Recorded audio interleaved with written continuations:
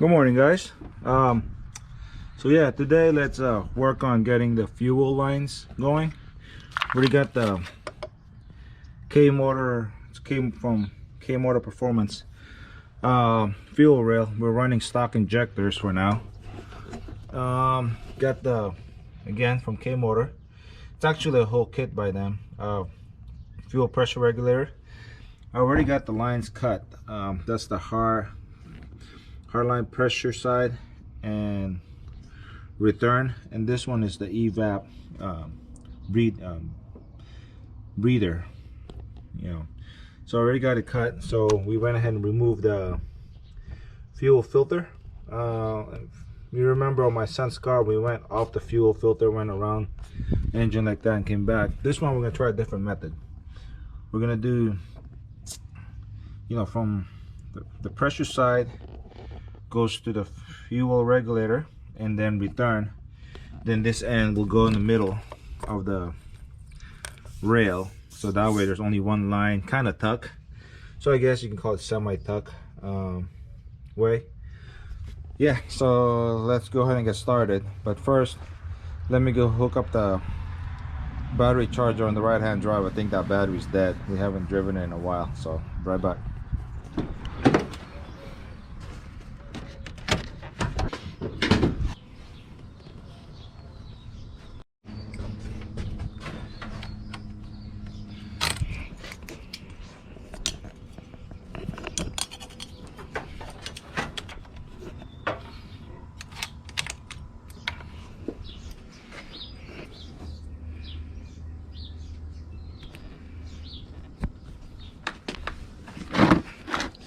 Wow, it's nine volts.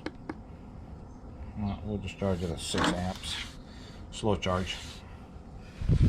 All right, there you guys go. All right, let's go back to this. Now that we'll let that thing charge all day, hopefully later on we can take it for a spin. Yes, yeah, we'll see. Probably change the oil. Okay, so first things first, I gotta shave these things, take off the plastic coating on it and expose the metal, so I can slip the ring on it and then make the line from there to there. So right back. Okay, so that's how it's supposed to look in there. Now let's put the filter on, which is an Elderbrock filter. We'll mount the filter like that, and then we'll cut our lines, go from there to here. So okay,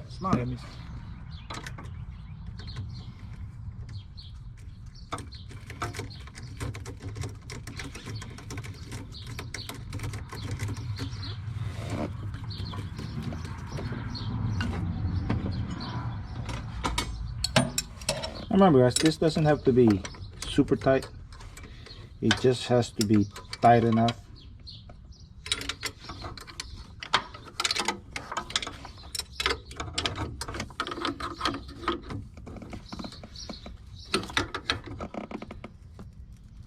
See, like that. Maybe that.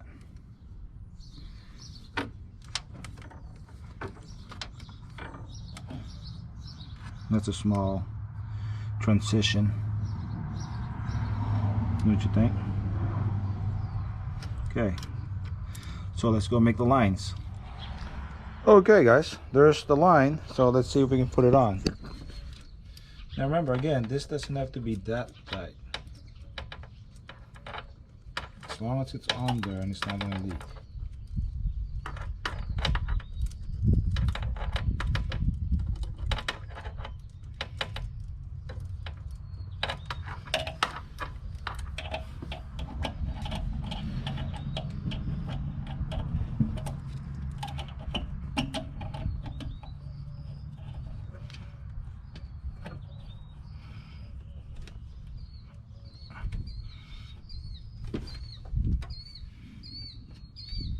Okay guys, so I got the pressure side and the return in.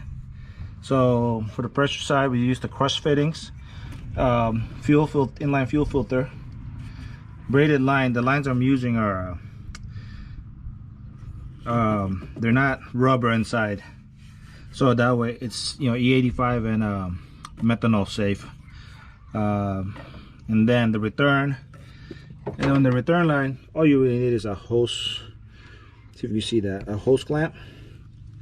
Some people, you know, they cramp it like this style, but the ones I got didn't fit, so I tried going to the store and they didn't have the right size. So now we just have to go from here to the fuel rail, but always eBay is always incomplete. I don't have this fitting, so I think I'm gonna go run down to 1320 real quick and get a fitting for this to -6. So you guys, I'll be right back. Well, it'll be 1 second for you guys, so right back.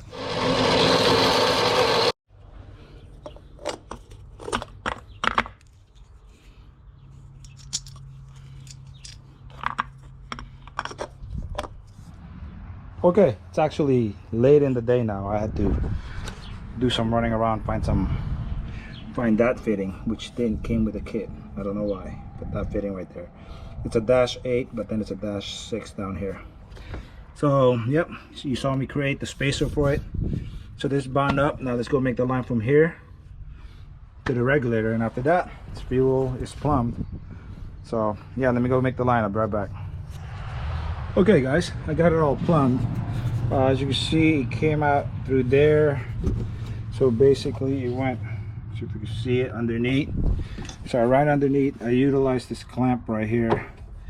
Then went up and went here. So there's that. So let's see if we can make this wiring looks nice. And there you have it, folks. Got the regulator mounted, the gauge mounted. Yeah, I kind of run the wires underneath this.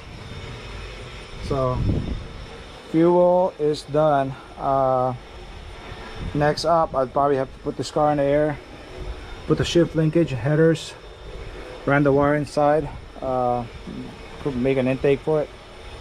So yeah, till next time.